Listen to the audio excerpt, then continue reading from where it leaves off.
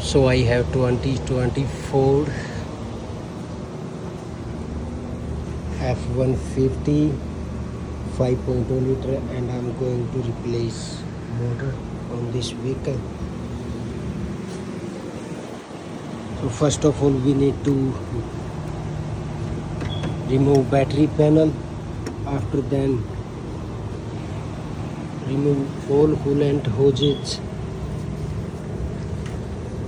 radiator to water cooler hose, and two hose here.